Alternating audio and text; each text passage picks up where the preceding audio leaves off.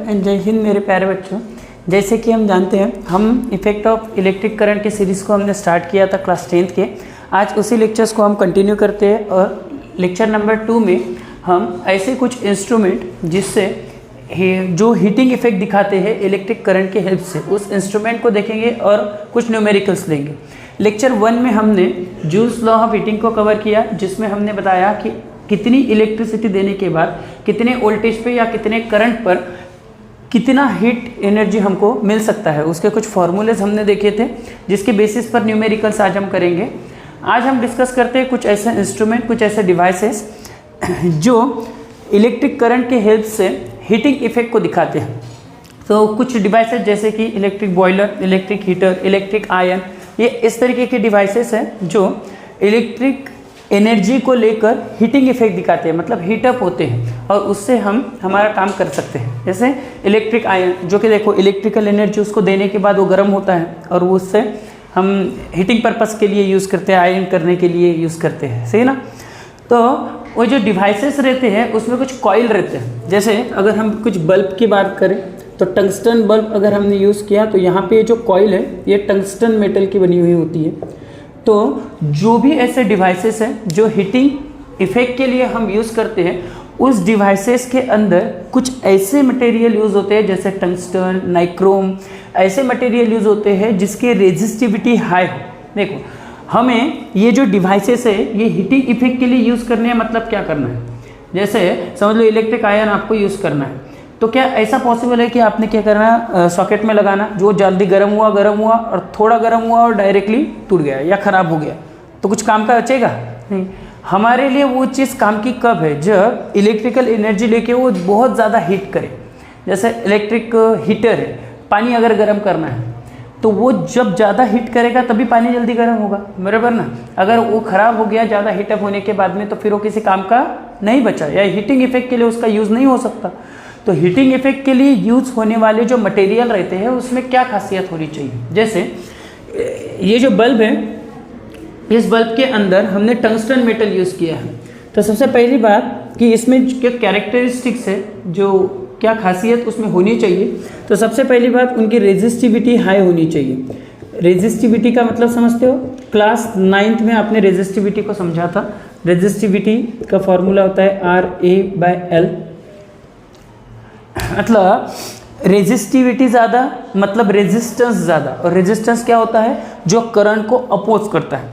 तो समझो करंट जितना फ्लो हो रहा है उसका अपोजिशन जितना ज़्यादा रहेगा उतना ज़्यादा फ्रिक्शन होगा, और जितना ज़्यादा फ्रिक्शन होगा उतनी हीट एनर्जी ज़्यादा प्रोड्यूस होगी, बराबर। मतलब कि अगर किसी मटेरियल की रेजिस्टिविटी हाई है तो रेजिस्टेंस हाई है, रेजिस्टेंस हाई है इसका मतलब हीट एनर्जी भी ज़्यादा प्रोड्यूस करेगा। तो ऐसा मटेरियल हमको यूज़ करना है हीटिंग इंस्ट्रूमेंट में जिसकी रेजिस्टिविटी हाई होनी चाहिए, और दूसरा उसका मेल्टिंग पॉइंट भी हाई होना चाहिए। नहीं तो पता चला कि रेजिस्टिविटी हाई है, उससे रेजिस्टेंस ज़्यादा है, रेजिस्टेंस ज़्यादा होने की वजह से हीटिंग इफेक्ट ज़्यादा है, मतलब हीट एनर्जी ज़्यादा, और ज़्यादा हीट एनर्जी की वजह से वो पिघल गया, मेल्ट हो गया, तो किसी काम का बचेगा। अगर मैं यहाँ पे जो कॉइल यूज़ कर रहे हैं टंगस्टन, इसके जगह कोई दूसरा मटेरियल यूज़ करता जिसका मेल्टिंग पॉइंट लो है, तो ये हीटअप होने के बाद में पिघल जाता, तो इससे लाइट निकलती क्या, इससे लाइट निकलने की प्रोसेस क्या है, ये हाई रेजिस्टिविटी है, मेल्टिंग पॉइंट हाई है, ये बहुत लाल भड़क हो जाएगा एकदम ज़्यादा, और जितना ज़्यादा लाल रेड होगा उतना उसमें से क्या होगी, लाइट एमिट होगी। तो इसका मेल्टिंग पॉइंट भी क्या होना चाहिए, हाई होना चाहिए। एक्चुअली ये जो इंस्ट्रूमेंट है इसमें नाइक्रोम वायर अगर यूज़ होता है तो उसमें हम नियर अबाउट 3400 डिग्री सेल्सियस, मतलब 3400 डिग्री सेल्सियस इतनी हीट एनर्जी वहाँ पे प्रोड्यूस होती है। अब आप समझ सकते हो इसका मेल्टिंग पॉइंट 3400 डिग्री सेल्सियस से ज़्यादा होना चाहिए।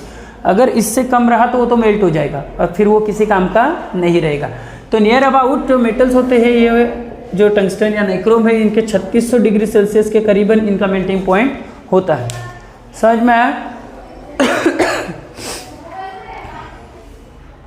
समझ लो ये हीटिंग इफेक्ट के लिए ये डिवाइसेस तो हम यूज़ कर रहे हैं। हमारे घर पे अपने सॉकेट अरेंजमेंट देखिए, या शॉर्ट सर्किट के बारे में कभी सुना है? शॉर्ट सर्किट कैसे होता है, घर को आग लग जाना, कोई बोल रहा है ऐसे कि शॉर्ट सर्किट की वजह से लगी है, तो शॉर्ट सर्किट कैसे होता है, देखो घर में सॉकेट्स के अरेंजमेंट को आप ध्यान दो, कभी आप सॉकेट देख रहे हो तो वहाँ पे देखो ऐसे कुछ अरेंजमेंट होती है, कहीं पे सिर्फ इतना या कहीं पे ऐसे 5 होल्स होते हैं, राइट। तो उसमें जो लेफ्ट साइड्स के हैं, ये लेफ्ट साइड का, इसको हम बोलते हैं पॉजिटिव टर्मिनल, या फिर उसको हम बोलेंगे फेज वायर। क्या बोलेंगे? फेज वायर, या फिर इसको एक अलग नाम है लाइव वायर। तो आप फेज वायर भी बोल सकते हो या फिर लाइव वायर भी बोल सकते हो। ये जो साइड के है इसको हम बोलते हैं न्यूट्रल वायर, ठीक है। ये है न्यूट्रल वायर, ये है फेज वायर। नॉर्मली इसको हम कंसिडर करेंगे पॉजिटिव टर्मिनल, इसको कंसिडर करेंगे निगेटिव टर्मिनल। ये जो ऊपर दिखता है ये होता है अर्थिंग वायर। अब इसका यूज़ क्या क्या है, जैसे देखो हम जानते हैं जब भी कोई इलेक्ट्रिक सर्किट है, इसके पहले भी लेक्चर फर्स्ट में हमने इलेक्ट्रिक सर्किट निकाला था, या 9th क्लास में भी आपने एक सर्किट देखा हो, तो समझो यहाँ पे हमने एक आंधी स्विच लगाई, यहाँ पे कोई रेजिस्टेंस लगाया, यहाँ पे कोई बल्ब लगाया, ठीक है, इसके अक्रॉस एमीटर, वोल्ट मीटर, ऐसे सब डिवाइसेस हम लगाते हैं, बराबर। यहाँ पे एक पॉजिटिव टर्मिनल को कनेक्ट होता है एक वायर, और दूसरा पूरा क्लोज लूप में बल्ब वगैरह लगा के एक निगेटिव टर्मिनल को कनेक्ट होता है। मतलब जब पॉजिटिव और निगेटिव दोनों कनेक्ट होंगे तब जाके ही इलेक्ट्रिक करंट फ्लो होगा, राइट। जैसे हमने क्या किया, यहाँ पर एक पिन लगाई, यहाँ पर एक बल्ब लगाया और दूसरी पिन यहाँ पे लगाई, तब जाके करंट देखो यहाँ से ऐसे फ्लो होगा, ये बल्ब ग्लो होगा और फिर यहाँ से इधर चल जाएगा। जैसे लेक्चर फर्स्ट में हमने घसरगुंडी की कहानी बताई थी, उसमें हम देखते थे एक तरफ पोटेंशियल ज़्यादा होता है, हायर पोटेंशियल, वहाँ से इलेक्ट्रिसिटी फ्लो होगी टूवर्ड्स दी लोअर पोटेंशियल।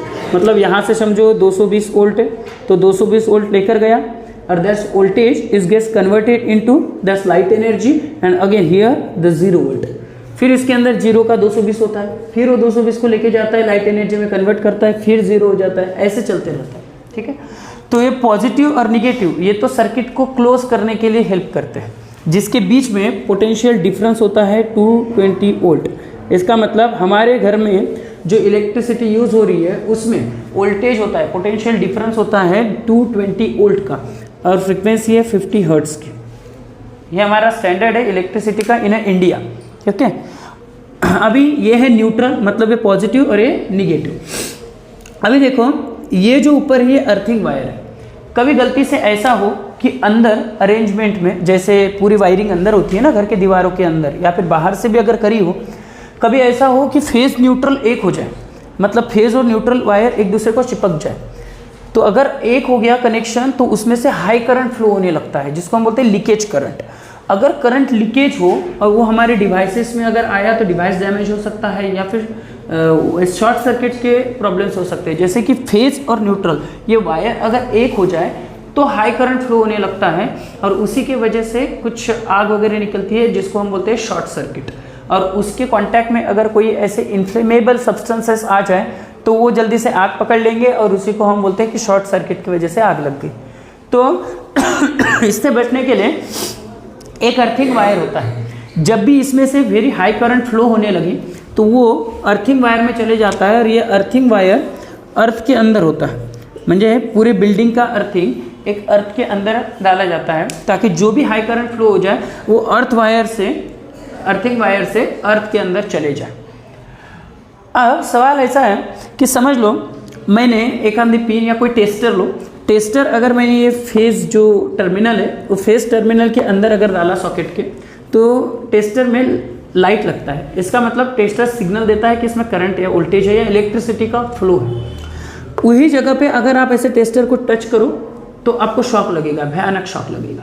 पर उसी जगह आप अगर न्यूट्रल को टच करो, मतलब न्यूट्रल के अंदर अगर आपने टेस्टर डाला तो वहाँ लाइट नहीं लगेगा, और अगर तब आपने उस टेस्टर को टच भी किया, उसका जो आयरन पार्ट रहता है उसको टच भी किया, तो भी आपको शॉक नहीं लगता। आप रीज़न जानते हो उसका क्या होता है? एक्चुअली जब हम इसको फेस वायर के अंदर इंसर्ट करते हैं टेस्टर को, और उस आयरन के पार्ट को अगर हम टच करेंगे तो ये फेस वायर बनता है पॉजिटिव टर्मिनल, हमारी बॉडी एक मीडियम, और नीचे जहाँ हम अर्थ पे खड़े हैं वो अर्थ जो है वो निगेटिव एनर्जी का भंडार है, मतलब निगेटिव चार्जेस का भंडार है, तो वो एज ए न्यूट्रल काम करता है। तो वो हो गया न्यूट्रल, और ये फेज और हमारा मीडियम, तो पूरी इलेक्ट्रिसिटी हम में से फ्लो होगी और हमको शॉक लगेगा। बट न्यूट्रल की जगह देखो, अगर हमने न्यूट्रल में इंसर्ट किया और टच किया तो अर्थ भी न्यूट्रल और ये भी न्यूट्रल, तो न्यूट्रल और न्यूट्रल से करंट फ्लो नहीं होगा। करंट फ्लो होने के लिए एक क्लोज सर्किट चाहिए जो पॉजिटिव से निगेटिव को क्लोज करे। इतना समझ में आया? ठीक है। अभी हम ये देखते हैं कि समझो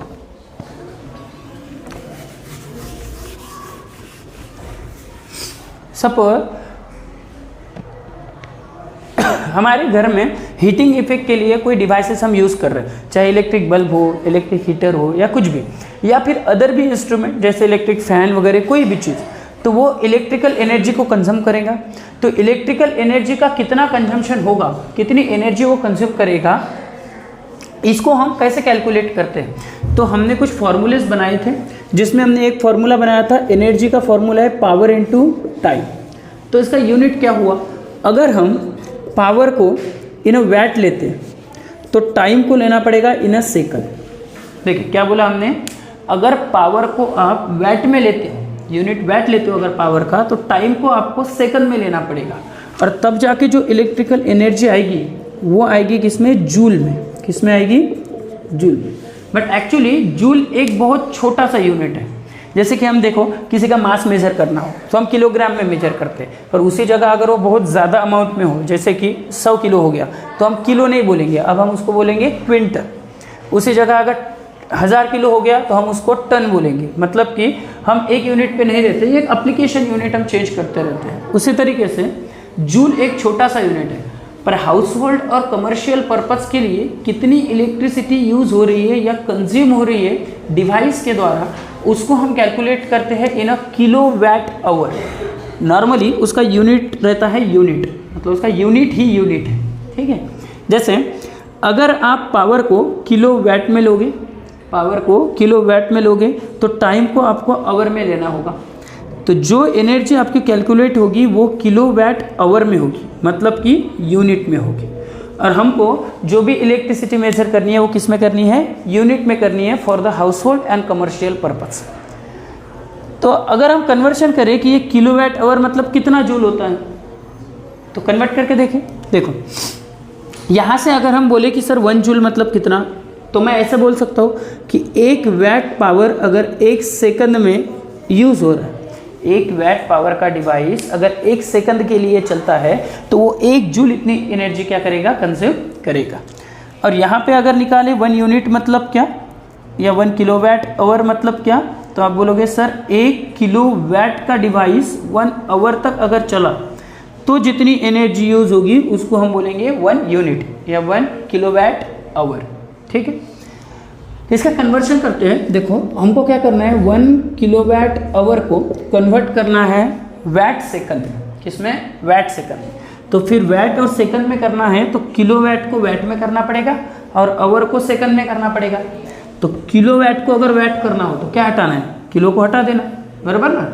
एकदम सिंपल। तो किलो मतलब कितना होता है? 10⁻³ वैट। किलो को जगह हमने लिखा 10⁻³ वैट। और 1 आवर मतलब कितने सेकंड? 1 आवर मतलब 3600 सेकंड। तो यहाँ से देखो ये हो गया 3600 इंटू 10⁻³ ये हो गया वैट सेकंड।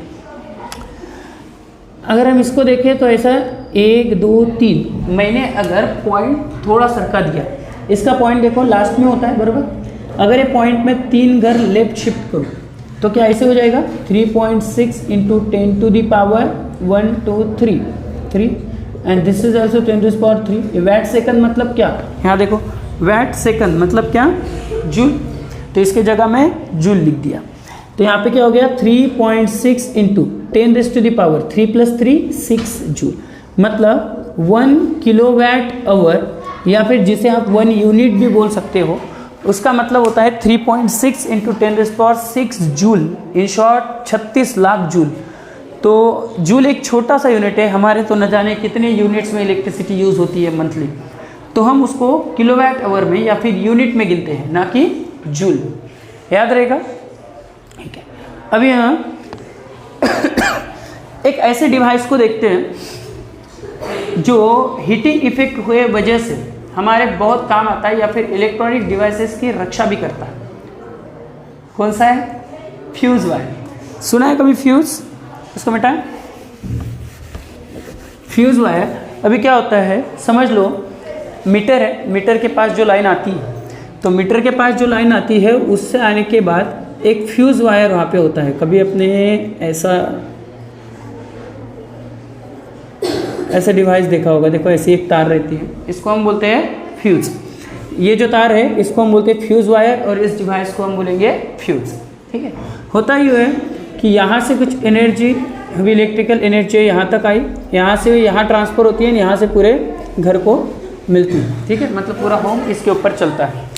समझ लो यहाँ पे 220 वोल्टेज अगर आया तो वो इजीली इसके अंदर ट्रांसफ़र होगा और हमारा घर अच्छे से चलेगा, पूरे डिवाइसेस अच्छे से चलेंगे। बट अगर यहाँ पे हाई करंट फ्लो होने लगी, मतलब हाई इलेक्ट्रिसिटी आया, हाई वोल्टेज आया, तो अगर हायर वोल्टेज आया तो ये डिवाइस हीटिंग इफेक्ट की वजह से मेल्ट हो जाता है, और जैसे मेल्ट हो गया हमारे घर की लाइन चली जाती है।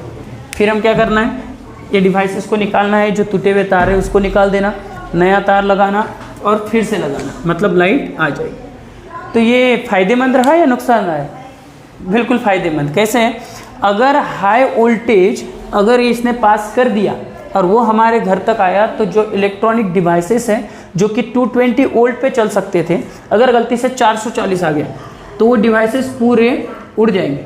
ठीक है, जैसे टीवी हो तो पिक्चर ट्यूब उड़ जाएगा, बल्ब हो तो उड़ जाएगा, फिलामेंट उड़ जाएगा।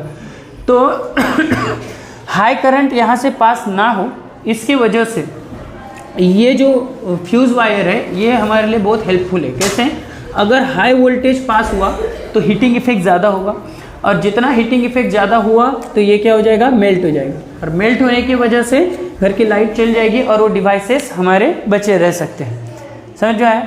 अभी ये बहुत पुराने ज़माने की बात है, मतलब भिड़े के ज़माने की बात है कि जहाँ पे फ्यूज़ वायर यूज़ होता था।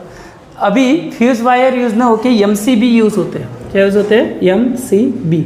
आपने घर में देखा है, जिसका लॉन्ग फॉर्म है miniature circuit breaker, miniature circuit breaker MCB। ये हमारे घर पे डिवाइसेस पे लगे होते हैं, जैसे हम सिर्फ उसको ऊपर नीचे करना होता है, देखिए घर पे। तो अभी फ्यूज़ वायर के जगह वो MCB यूज़ कर रहे हैं, वो भी हीटिंग इफेक्ट पे काम करता है, बट वहाँ पे ये वायर मेल्ट होने की जगह एक्सपांड होता है। जैसे ये समझते हैं, सपोज करो ये वायर है MCB, यहाँ से ये कनेक्टेड है, ठीक है, दिख रहा है सबको, और यहाँ से पूरी इलेक्ट्रिसिटी घर तक के जा रही है, हमारे घर के तरफ जा रही है।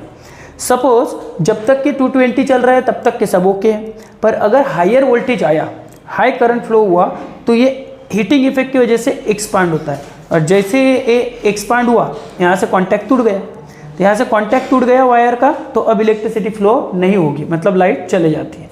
तो हम इसको सिंपली करना क्या होता है, ऐसा जब ये नीचे जाता है हमको सिंपली ऐसे रखना है और इसको उठाना है, बस ऐसे सिंपली ऐसे उठाना है। जैसे ये उठाया, टच हुआ, वैसे लाइट आ जाती है। अगर जब हाई करंट फ्लो हुआ तो फ्यूज़ उड़ना मतलब अब क्या हुआ, सिर्फ ये ऐसे एक्सपांड हो गया, कनेक्शन टूट गया, बस इतना आसान। तो ये होता है मिनिएचर सर्किट ब्रेकर MCB, जो अभी यूज़ करते हैं हम फ्यूज़ वायर के ऑप्शनल में। समझ में आया? अभी हम कुछ न्यूमेरिकल्स देखते हैं, जो हमने पिछले लेक्चर 1 में जितने भी फॉर्मूलेस हमने पढ़ा है उसके ऊपर डिपेंडेंट। तो आप आपके टेक्स्ट बुक में ही देख सकते हैं, हम कुछ सॉल्व एग्जाम्पल करते हैं, तो 2 सॉल्व एग्जाम्पल हम करते हैं, बाकी क्या आप करो 2-3, ठीक है। हमारे पास कुछ फॉर्मूलेस थे, याद करो यार से। मैंने आपको बोला था कि सिर्फ पावर का फॉर्मूला आपको लर्न करना है और ओम्स लॉ की हेल्प से सारे फॉर्मूले को डिराइव करना है। तो पावर का फॉर्मूला मैंने जो लर्न किया है वो है पावर मतलब वोल्टेज इंटू करंट। तो हम सारे फॉर्मूलेस को डिराइव करेंगे, जैसे Ohm's law, V is equal to क्या होता है, IR, मतलब V की जगह मैं क्या लिखूंगा, IR। तो पावर का एक नया फॉर्मूला बनता था, V की जगह लिखा IR और I, तो पावर का एक फॉर्मूला बना I²R। थर्ड, अगर मुझे वोल्टेज चाहिए और करंट नहीं चाहिए तो करंट को रिप्लेस करते हैं हम। देखो V is equal to IR, तो I इज इक्वल टू क्या होगा, V अपॉन R, ये R अपॉन में जाएगा, सही है। तो I की जगह हम लिखेंगे V अपॉन R। तो पावर का नया फॉर्मूला V² अपॉन R। इस फॉर्मूलेस को मैंने डिराइव करके दिया है लेक्चर 1 में, आपको लगे तो लेक्चर 1 हमारे चैनल के प्लेलिस्ट में है, तो आप वहाँ जाके देख सकते हो। जैसे देखो एनर्जी का एक फॉर्मूला होता है, एनर्जी अगर निकालना हो तो जो भी पावर का फॉर्मूला है उसको टाइम से मल्टीप्लाई करो। एनर्जी अगर निकालना हो तो जो भी पावर का फॉर्मूला है उसको टाइम से मल्टीप्लाई करने का, ठीक है। हाँ, तो यहाँ पे पावर का फॉर्मूला क्या है, V इंटू आई, तो एनर्जी का फॉर्मूला बनेगा V इंटू आई इंटू टी। यहाँ पर पावर का फॉर्मूला है आई स्क्वेयर आर, तो एनर्जी का फॉर्मूला बनेगा I square R into T, जिसको हमने जूल्स लॉ ऑफ हीटिंग भी बोला था। देन यहाँ पर पावर का फॉर्मूला है V स्क्वेयर अपॉन आर, तो एनर्जी का फॉर्मूला बनेगा V square by R into T. सबको समझ में आया? अब इस फॉर्मूले का हम यूज़ करेंगे। एक बात और, 9th क्लास में हमें ओम्स लॉ जो सबसे ज़रूरी फॉर्मूला था, और दूसरा एक रेजिस्टेंस का, resistance is equal to rho L upon A, इस फॉर्मूले को भी ध्यान में रखना है, और इसी के आधार पे अभी हम न्यूमेरिकल करने वाले हैं। तो सबसे पहला न्यूमेरिकल देखो टेक्स्ट बुक में क्या है, वो बोलते हैं कि अगर आपके पास एक 6 मीटर लॉन्ग नाइक्रोम वायर है, कितनी, 6 मीटर लॉन्ग नाइक्रोम वायर है, मतलब लेंथ दी है 6 मीटर की, और उसका रेजिस्टेंस बताया है 22 ओहम का, right. 6 metre long nichrome wire है, तो बोलता है 22 ओहम का रेजिस्टेंस है। आप टेक्स्ट बुक में देख लो न्यूमेरिकल, देखो। और उन्होंने पूछा है कि अगर मैं इस ओरिजिनल लेंथ को हाफ कट कर दूँ, अगर इस ओरिजिनल लेंथ को हाफ कट कर दूँ, मतलब लेंथ में 3 मीटर कर दूँ, हाफ कट कर दूँ, तो रेजिस्टेंस कितना होगा वो तो निकालना ही है, बट साथ में वो बोल रहे हैं can we get more heat, मतलब हमारे को ज़्यादा हीट एनर्जी मिलेगी क्या। सपोज करो लेंथ है, एक वायर है जिसकी लेंथ है 6 मीटर, तो उसका रेजिस्टेंस है 22 ओहम।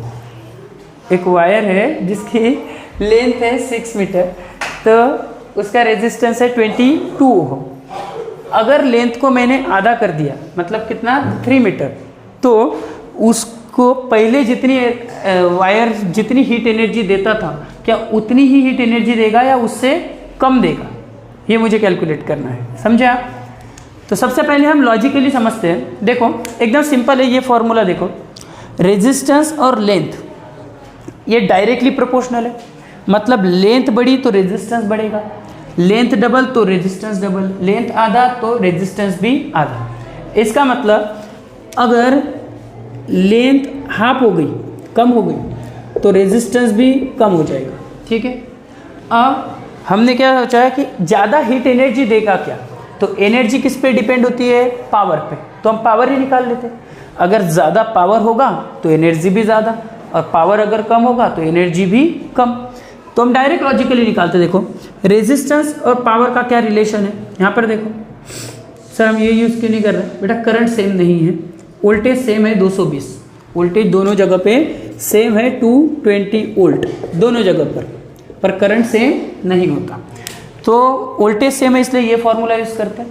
तो यहाँ पे रेजिस्टेंस और पावर इन्वर्सली प्रोपोर्शनल, मतलब जिसका रेजिस्टेंस कम उसका पावर ज़्यादा, जिसकी लेंथ ज़्यादा उसका रेजिस्टेंस ज़्यादा, डायरेक्टली प्रोपोर्शनल है ना।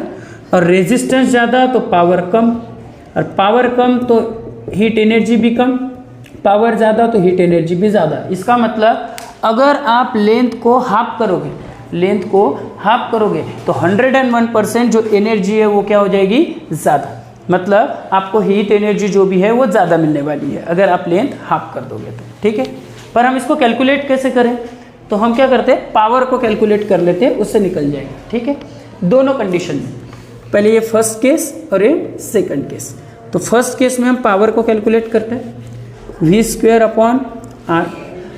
मुझे बताओ अगर लेंथ हाफ कर दी तो रेजिस्टेंस भी हाफ हो जाएगा, मतलब 11 ओम। अब कैलकुलेशन करो, V कितना है 220 वोल्ट, जिसका स्क्वायर है, रेजिस्टेंस कितना है 22 ओम। यहाँ पे देखो 220 का स्क्वायर, मतलब आप 220 इंटू 220 ऐसे कर सकते हो।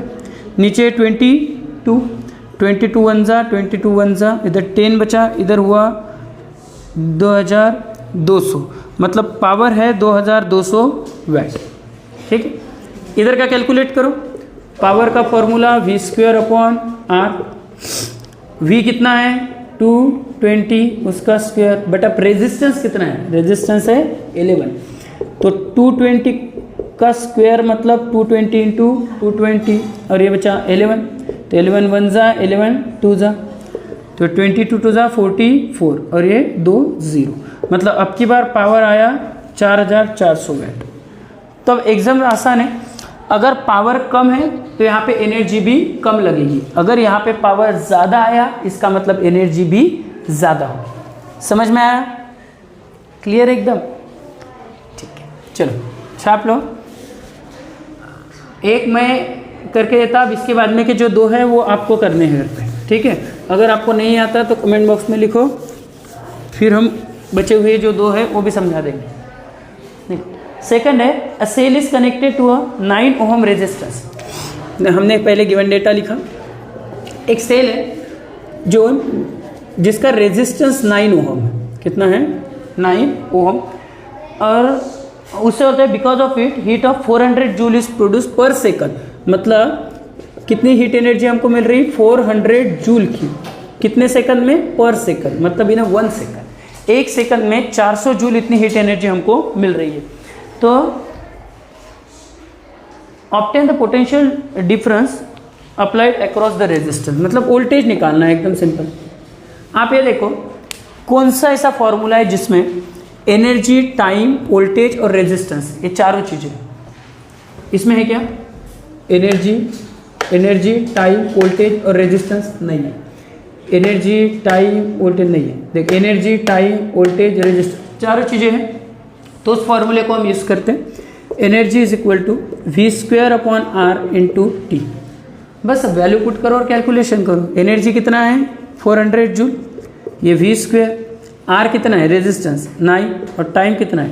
1। यहाँ पे 9 को हम इधर लेकर आएंगे, तो 400 इंटू 9, इधर V² इंटू 1 मतलब V²। हमको V चाहिए तो स्क्वेयर को हम इधर लेते हैं, स्क्वेयर इधर गया तो स्क्वेयर रूट होगा, तो 400 इंटू 9, इधर बचा V। 400 का स्क्वायर रूट होता है 20, 9 का होता है 3, हो गया V। तो 23 जा 60, मतलब वोल्टेज होगा 60 वोल्ट। समझ में आया क्या? ठीक है, बाकी बचे हुए आप लोग करो, ठीक है? और जो कुछ नहीं समझता है तो फिर वैसे कमेंट बॉक्स में डाउट लिखो। ओके, चलो, थैंक यू सो मच।